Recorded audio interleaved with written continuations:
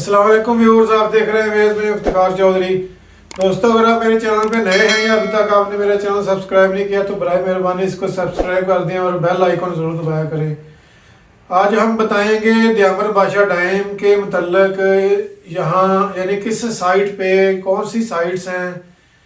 कहने को कहते हैं कि यहाँ को 12-13 साइट्स हैं जिसमें काम ज़ोरों शोर से जारी है। कुछ पार्शली कंप्लीटेड हैं, कुछ पूरी कंप्लीटेड हैं। तो आज हम बेसिकली इसके क्रेडेंशियल का डिस्कस नहीं करेंगे कि इसके फ़ायदे क्या हैं और कितनी बिजली पैदा कर रहा है, वो तो आपको पता ही है, कास्ट क्या है, सारे हमने ऑलरेडी पहले पुरानी वीडियो में डिस्कस कर चुके हैं। आज मैं थोड़ा सा इसको डिटेल में इसकी जो साइट्स हैं उनको ब्रीफ करूंगा कि वो कौन कौन सी साइट्स हैं, वहाँ क्या काम हो रहा है और किस तरह का काम होता है। यानी बताने की मैं ये कोशिश करूंगा कि ये बेसिकली बिजली पैदा कैसे होती है। ये जो हाइड्रो पावर प्रोजेक्ट होते हैं तो इनमें बिजली पानी से कैसे पैदा होती है। तो लेट्स स्टार्ट। इसका जो मेन डैम होता है, मेन डैम से शुरू करते हैं। मेन डैम जैसे आपको पता है, जो इसका मेन एक रिजर्वायर होता है वो उसको मेन डैम कहते हैं। वो यानी मेन रिजर्वायर है जहाँ पानी में आगे इकट्ठा होना है, वहाँ से यूटिलाइज करना है हमने बिजली पैदा करने के लिए, उसको मेन डैम कहते हैं। तो दयामर बादशाह का जहाँ तक मेन डैम की बात है वो 800 मीटर लंबा है और इसकी जो मैक्सिमम हाइट है वो 272 मीटर है। इस मेन डैम के स्टार्ट में ही यानी मेन डैम शुरू होने से पहले ही 2 डाइवर्जन टनल बनाई गई हैं जो कि 1080 मीटर लंबी है। यानी दोनों इतनी लंबी नहीं है, ये हर टनल जो है वो 1080 मीटर लंबी है। उन टनल के आगे एक डाइवर्जन कनाल बनाई गई है, वो 857 मीटर है। यानी मकसद इसका ये होता है कि जो डाइवर्जन टनल है, क्योंकि जो मेन डैम में बहुत सारा काम होना होता है, सिविल वर्क होना है, कंस्ट्रक्शन होनी है, तो पानी के अंदर ये पॉसिबल नहीं होता। तो इसलिए उस मेन डैम से पहले ही एक डाइवर्जन टनल बना के इस दरिया का रुख मोड़ दिया जाता है दूसरी तरफ और आगे से जाके दोबारा उसको दरिया में डाल दिया जाता है और मीनवाइल इस जो मेन डैम है इसका जो काम शुरू किया जाता है।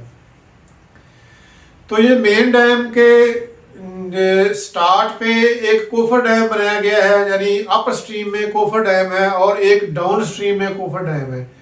जो अपर स्ट्रीम वाला कोफर डैम है वो ऑलरेडी कंप्लीटेड है, जबकि जो डाउन स्ट्रीम वाला कोफर डैम है वो अभी कंप्लीटेड नहीं है।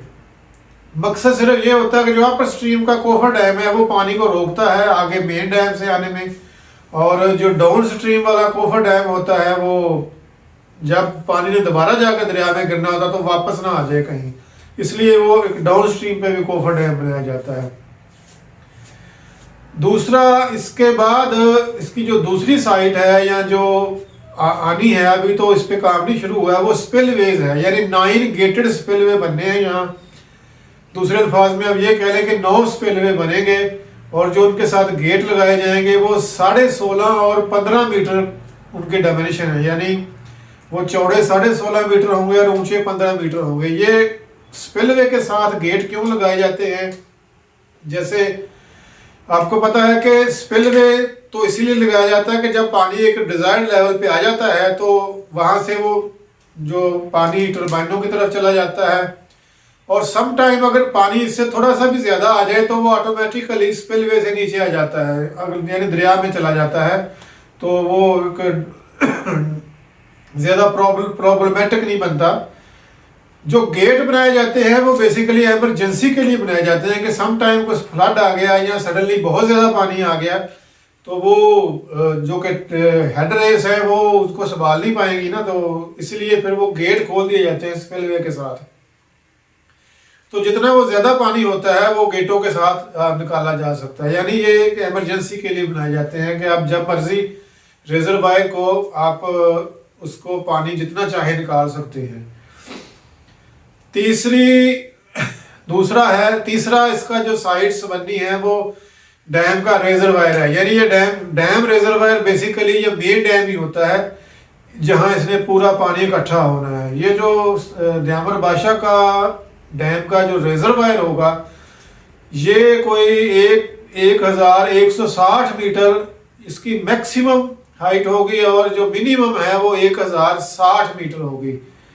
ये बेसिकली अगर फुटों में देखें तो ये 3000 या 3700 फुट बनती है। तो ये बेसिकली ये सतह समुद्र से होती है, यानी इतना हाइट होती है इसकी। चौथी जो साइड होगी, यहाँ ये आउटलेट्स होते हैं। आउटलेट्स बेसिकली आउटलेट्स क्या होते हैं कि जहाँ से पानी टरबाइन में यूज होके बाहर चला जाता है, यानी जो टेल रेस में चला जाता है, उनको आउटलेट कहते हैं। तो जो दयाबर बादशाह डैम है, इसके 6 जो आउटलेट है वो राइट साइड पे बनाए जाएंगे और 6 ही लेफ्ट साइड पे बनाए जाएंगे। पांचवी जो साइट होगी वो हेड रेस है। इसमें 2 हेड रेस बनाई जाएंगी, एक लेफ्ट साइड पे एक राइट साइड पे। हेड रेस क्या होती है इसका थोड़ा सा बता दूं कि जब रेजरवायर भर जाता है तो पानी जब टरबाइनों की तरफ जाने के लिए जो चैनल यूज किया जाता है उसको हेड रेस कहते हैं। उस हेड रेस के एंड पे जाके एक फोर बे बनाया जाता है। फोर बे बेसिकली क्या होता है, ये एक यानी रेगुलेटर सा होता है कि जो पानी को रेगुलेट करता है कि जहां अगर पानी के अंदर कोई गार्बेज है, कोई सिल्टिंग है, कोई मिट्टी वगैरह है, तो वो उसमें जाके बैठ जाती है और जो टरबाइन में पानी जाए वो क्लीन एंड नीट होना चाहिए ताकि उसमें कोई किसी किस्म की इम्प्योरिटी ना हो। ये इसके बाद जो छठी साइट है वो टरबाइनों की है। ये जैसे मैंने बताया कि 4 बे है, इसके आगे टरबाइनें लगनी हैं। तो ये 4 बे के बाद पेन स्टोक लगाए जाते हैं। पेन स्टोक बेसिकली क्या होते हैं कि ये जो पानी रिजर्वायर से, यानी जो सब रिजर्वायर हो गया, मेन रिजर्वायर नहीं, सब रिजर्वायर जो हेड रेस से आगे जाता है, वहां से जो एक चैनल होता है, पाइप होता है, वो जो टरबाइन तक पानी लेके जाता है, टरबाइन के ऊपर जाके गिराता है, उसको पेन स्टोक बोलते हैं। तो ये भी कोई साइज में छोटे नहीं होते। नॉर्मली ये छोटे से छोटा जो डैम होता है उसमें भी कोई 3-4 मीटर डाया का ये पाइप होते हैं। तो दयाबर बादशाह तो बड़ा डैम है, इसमें तो बहुत बड़े होंगे, 10-10 मीटर के भी हो सकते हैं। तो ये 6 पेन स्ट्रोक ही राइट साइड पे आएंगे, 6 पेन स्ट्रोक ही लेफ्ट साइड पे आएंगे।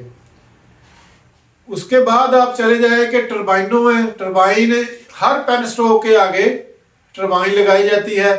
तो व्हाट डज इट मीन के अगर 6 पेन स्ट्रोक लेफ्ट साइड पे है और 6 ही राइट साइड पे है, तो 6 ही टरबाइनें इधर लगेगी, 6 ही टरबाइनें दूसरी तरफ लगेंगी, यानी 12 टरबाइनें टोटल लगेंगी।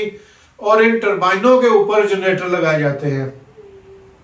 अब जो जनरेटर है वो जरूरी नहीं है कि हर टरबाइन पे एक जनरेटर लगाया जाए, वो 2 टरबाइनों पे भी एक लगाया जाता है। तो ये फ्यूचर की बात है कि यहाँ कितने जनरेटर लगाए जाएंगे।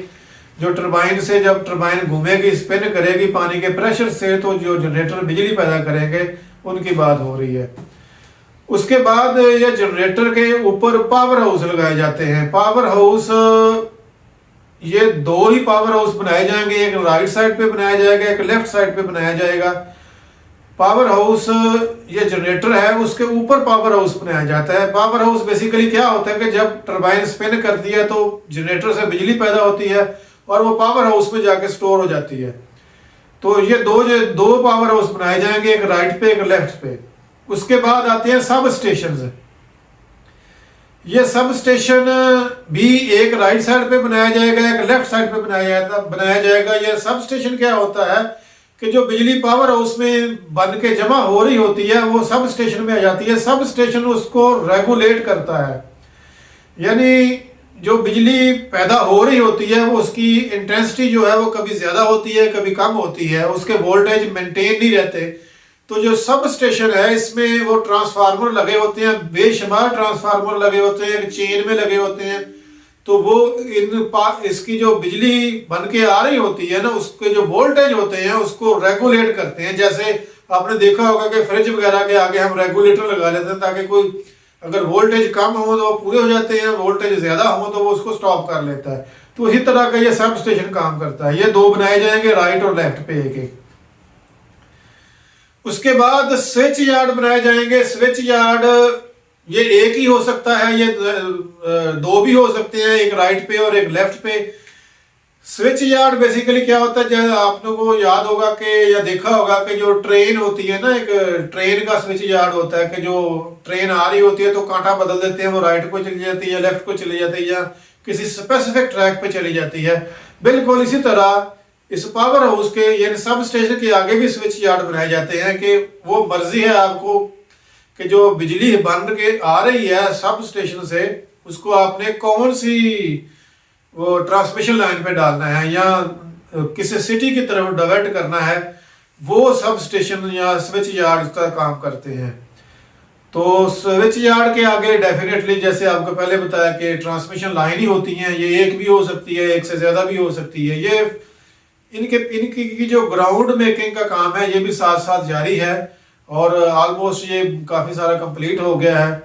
उसके बाद और बहुत सारे यानी सिविल वर्क के काम होते हैं, यानी ग्राउटिंग होती है, सिविल स्ट्रक्चर होते हैं और सॉइल मेकिंग होती है, साइट मेकिंग होती है, बहुत सारे होते हैं। ग्राउटिंग जैसे आपको पता ही है कि वो जब वो कंक्रीट का वर्क होता है तो उसमें थोड़े थोड़े सुराख रह जाती हैं, तो सुराखों को फिल करने के लिए ताकि सीपेज बाहर ना जाए और वो लीकेज वगैरह बाहर ना जाए, तो उसके लिए ग्राउटिंग की जाती है। वो एक सीमेंट को पानी में मिला के, आप जिसको आप पंजाबी अल्फाज में नीरू भी कहते हैं, तो उसकी ये ग्राउटिंग की जाती है। तो ये सारी साइट्स हैं, ये इन पे काम जारी है अल्हम्दुलिल्लाह। ये बहुत सारा काम बहुत सारा हो गया है और बहुत सारा साथ साथ जारी है। तो 2028 तक इंशाल्लाह ये डैम बन जाएगा और 4500 मेगावाट बिजली पैदा करना शुरू कर देगा।